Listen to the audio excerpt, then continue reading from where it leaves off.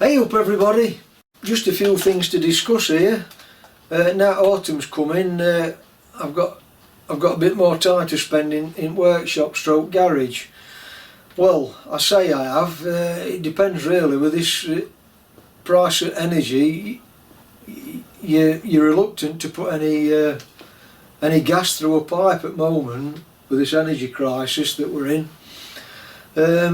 I don't know why it is in my workshop stroke garage, but the walls are fully insulated, the ceiling and roof's fully insulated, but it's always 10 degrees cooler in here, and that goes for the summer and the winter. So let's go back to summer months when it was 40 degrees. It was quite comfortable in here at 30 degrees. In fact, it was a pleasure to come in to get out of that heat that we were experiencing. But on the other side of the coin, the flip side, in the winter months, when it's 0 degrees outside, it's always minus in here. So I'll just have to keep putting more layers on, like probably we'll all have to. But now we've got Laurel and Hardy in charge at country, I can't see things improving soon, but I'll not go into that. I've also had this sticker come from a fellow YouTuber. It's Phil from, well, I think you pronounce it Moxia. I think that's correct, Phil, isn't it?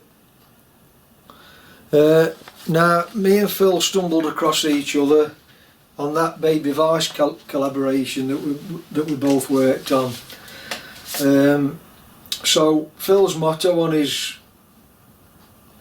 sticker is trying to learn new things. So if you want to go and take a look at Phil, I think he's quite new to YouTubing, but you know, he does like-minded stuff, you know, that we're all interested in. I'll get you up on sticker board then, Phil, and I'll carry on with what I'm talking about here then.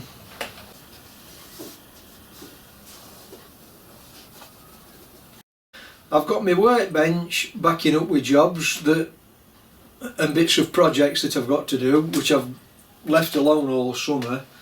Anyway, I've got a few things on my Loco to do. So for anybody that doesn't know, and you're probably all sick of hearing this by now, I made this from scratch. It took me a couple of years to make it, and I'm coming up to 2 years now where I've been actually using it. So it's starting to, you know, get the odd scratch here and there, a bit of paint peeling off here and there. But I'm not bothered about that because I've made it to use it. It's not a showpiece. But I'm still only a novice at this steam locomotive game, and I'm still learning. So any of you professionals out there, you're going to know everything that I'm going to talk about here, because you know, you're more advanced than me, obviously. But I made this from scratch. To start with, this is for any beginners. I did the boiler first because I thought to myself, if I can't manage the boiler, it's pointless making the rest of it, because how many Locos do you see for sale they're up for sale but they ain't got a boiler? Because the boiler, that's where all the cost is, isn't it? Now, I bought all the raw materials for this and I made it myself, and doing it that way, it cost me approximately a third of what it would have cost to buy one in. And as for the rest at Loco, I just made it from bits and bobs that were lying around my workshop. I think all I had to buy were a bit of cast iron for the cylinders, etc. That cost me around about, I think it was £30 at time, and a bit of pipe work. And other than that, I've just used everything that's lying around my workshop. So it's not really cost me anything to make, except, you know, for heating and electric to run my workshop. Now I've been running it for 2 years, there's various little bits and pieces that I think I can do to make my life easier while I'm actually driving it. I don't really have to, but you know, as you're progressing, you learn different things, don't you? And you pick things up off different people, and you think, oh, I'd be better doing that. But I'm learning as I'm going along here. So I'll just take the camera off at stand and I'll show you a few things that I need to do to it. Only minor things really. I'll take things as I've wrote them down. This tray in the back, when I got to the point where I was making that, I think I only had this piece of aluminium, and you know, I found out since that were a bit of a mistake, because when that hot ash is raked out, get in there. When you're raking hot ash out of here into this aluminium tray, it gets red hot straight away, obviously. I suppose it does with steel, but maybe not as quick as aluminium. So I'm finding it awkward that when that's full of ash, to get that out and dispose of it. So what I'm going to do, I'm going to make a new one out of some steel. So that's one job. And then my actual grate I made from mild steel flat bar. And because the flat bar's parallel, it's working okay, but I've got to make sure that the ash is dropping through properly. So it wants a bit of a taper putting on that grate. My water tanks. When I made these tanks, I put this drain valve here.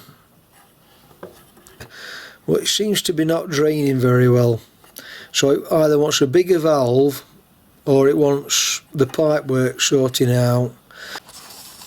The balance pipe that keeps the tanks equal, I've made the pipe to the specification it says in the book, but for some reason it seems to take a long time for the water to come from one to the other. I don't know if that's to do with my filters though, because I've used really fine mesh filters. Maybe the filters are too fine, or maybe the pipe's not big enough, I don't know. And then while I'm down here, the injector. Now this injector's never worked properly, and I've avoided getting involved with it because, to be honest, I've not really needed to use it. My axle pump feeds my boiler constantly while I'm driving. Once I've got the bypass valve set to the correct position, it keeps my boiler full without me having to do anything else. I've got the hand pump on the other side as my second method of getting water into the boiler, as an emergency. My injector, which I'm still learning about, seems to only work at about, let's say, 60% of its where it should be working at.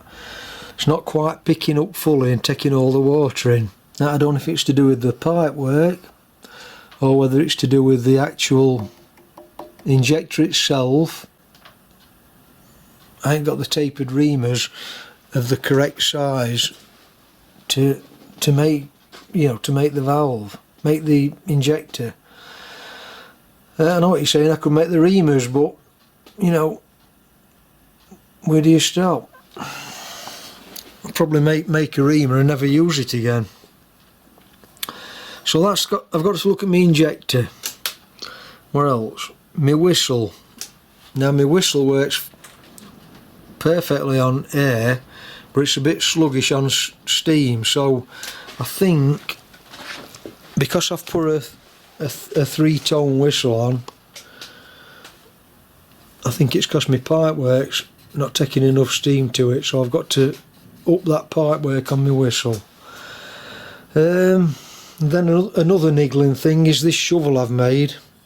The sides aren't deep enough, so coal keeps dropping off as I'm trying to put it in. Now, my local club were discarding this lubricator, It came off a 7¼ inch gauge Loco, Club Loco. I don't know what I don't know exactly why they were discarding it, because it works okay. I think they were just putting new ones on the Club Loco, so I acquired this one from them, and it works perfectly fine. It's just that it's on its lowest delivery setting, and it feeds both cylinders, just that one pump. But it seems to me as though it's putting a little bit too much oil in. So this winter I might make a new one, a new lubricator. Right, let's have a look. Let's have a quick look on my workbench. What's coming up here? I don't know if you remember, a while back I made this saw.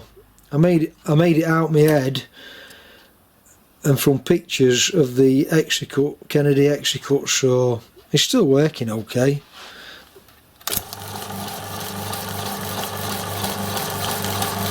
It's just a bit slow at cutting. It works okay. Now when I made that, a fellow YouTuber that follows me or watches me, his name's Walt, he messaged me and said, I've got an old Execut saw that he acquired from somewhere. He said it's had an hard life and it's all in bits. He says it's yours if you want it. So I couldn't resist going and fetching it. But I've got to say, it has had a hard life. The bars have had new bars welded on, and the weld's a bit grotty. It's all in pieces, but all the pieces are here except for the motor. I've got a motor, I think, what'll fit that. So I think what I'm going to do, I don't like throwing out away really. I mean, this goes back to 1960s, this machine, and it's one of earlier type because it's got the chain drive on it. I think not long after that they changed them to belt driven. So this is one of the very early ones, this. So all that's missing really is the motor. It wants all these bars replacing, and various bits and bobs doing to it. So I think I might have a session on that at some point. And same chap Walter rung me up at a later date, or messaged me at a later date should I say, and told me he got an old it's a hand driven bench drill. Wants a new handle for it. I think other than that it works fine. There's no name on it, so I don't know where it is. I don't know how old it is. In fact, I don't know nothing about it. So I might have a look at that at some point. I've still got this Shaler from early 1900s spring winder to have a look at, so that'll be something to do. And I've also acquired this 1960s demagnetizer. Last but not least, I'm moving on to me back onto my water tender. I finished the chassis off in my last videos. I've now got to move on to the actual tank, so I'll be having a look at that soon.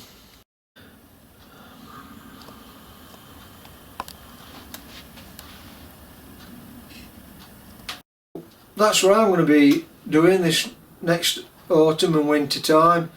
I've got plenty to go at. Not quite sure what order I'll take them in, but we'll see. So I'm going to sign off for now then, and thanks for watching, and I'll catch you on the next video. Bye for now then.